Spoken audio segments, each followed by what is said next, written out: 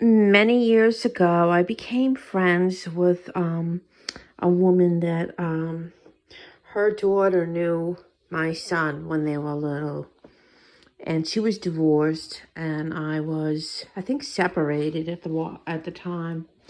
And so anyway, sometimes, we would go out on the weekends or whatever. And I knew her for quite a few years. She lived in my area, and when I was off on a weekday, she was not working. But like, so, we would do stuff together sometimes on a weekday too, like go to the mall or whatever. And so one time I remember I was going to the mall to get a haircut. And, she had said like, oh, what are you doing? And back then I was a little naive. I let people know my itinerary. Oh, I'm going to the mall to get my hair cut. Oh, maybe we can meet there and do lunch afterwards or whatever. So I was like, okay. Now she had a friend. Let's call the woman I'm talking about Anne Marie, okay? And that was the one that I met at the mall for the haircut. And she had a friend that was a hairdresser named Christina, okay? And so sometimes the three of us would go out together. I was older than them. They were younger. And at the time, I looked very young for my age. So they just thought we were all the same age. So anyway, the day that I went for my haircut was not where Christina worked. It was to one of those places at the mall. And I had gotten my hair cut there before many times because you could do like a walk-in, or you could do an appointment. So I remember going in, and it was a weekday, and it was like off hours, and there were two hairdressers there, and there was like no clients. So it was almost like four women hanging out and talking while I was getting a haircut while all this was going on.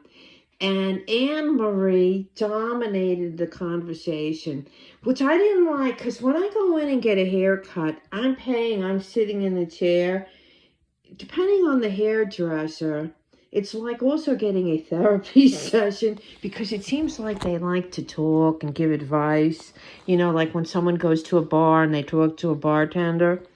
So anyway, instead of like the focus being on my haircut or even me getting the conversation, she kept talking and talking rapidly. I believe she was bipolar and on meds. I know she was on some sort of meds, but, for the most part, she seemed on an even keel. But that day, she was kind of getting annoying, and she was totally dominating with the two hairdressers.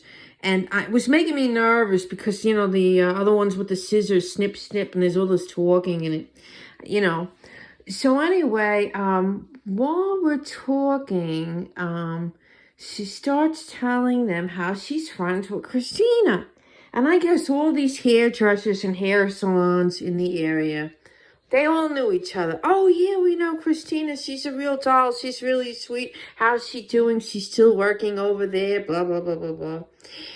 Then Anne Marie starts telling these hairdressers that, oh, in fact, Christina got me like a little part-time job there,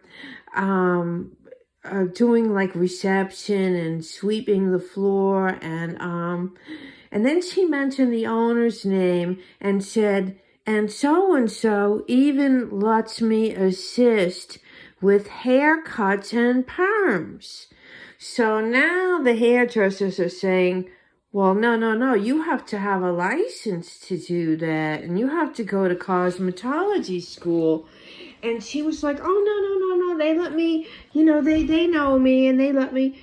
And so now one of the hairdressers repeats. I remember her saying that, I can't believe that blank would risk her license of her entire salon to let someone do that. That's not allowed.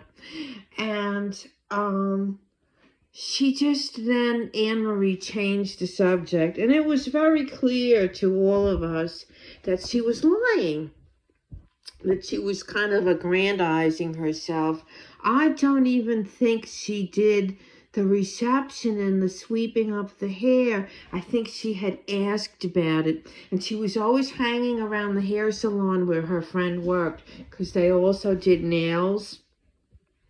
And she made friends with the nail techs, and because she was always getting her nails done, and she would like go in there and give them this like, oh, I'm a poor single mother, and they would like do her nails for like a discount. And she really was, it was very narcissistic.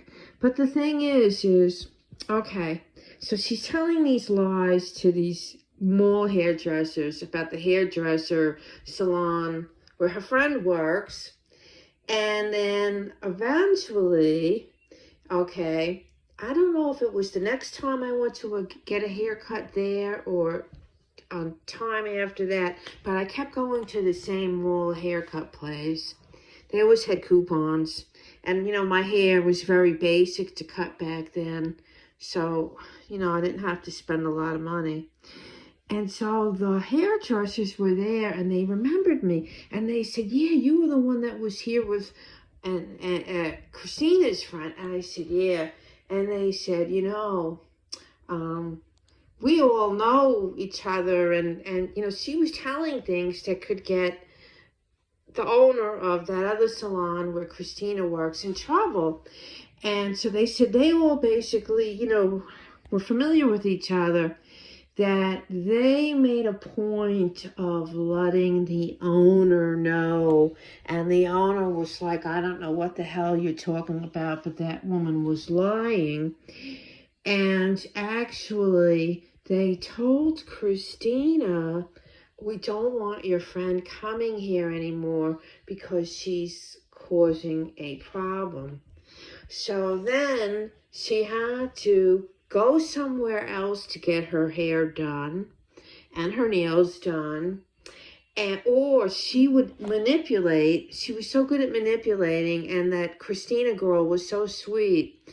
She would ask Christina to stop by her house on her way home from work, her apartment rather, and have Christina like cut her hair in the kitchen, and Christina wouldn't even like charge her or anything, because Anne-Marie was always giving everyone like these manipulative sob stories.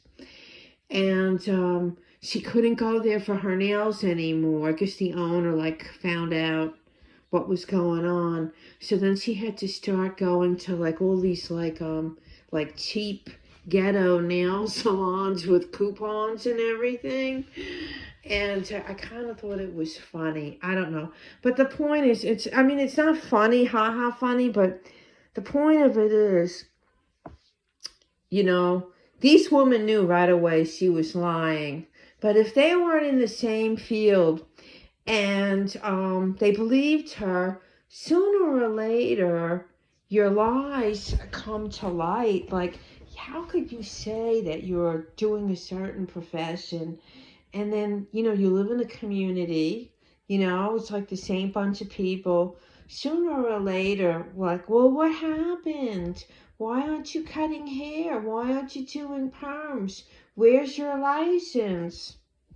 Well, she probably was a good liar and could come up with another lie.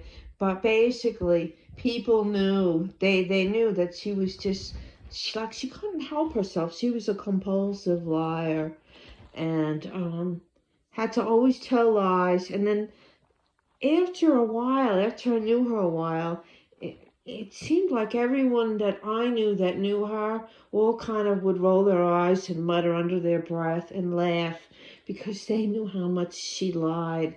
And then she ended up moving, not too far away, but moving far enough away where there was a new community of people where she could start a new bunch of lies. Anyway, everyone, have the day that you deserve. Bye.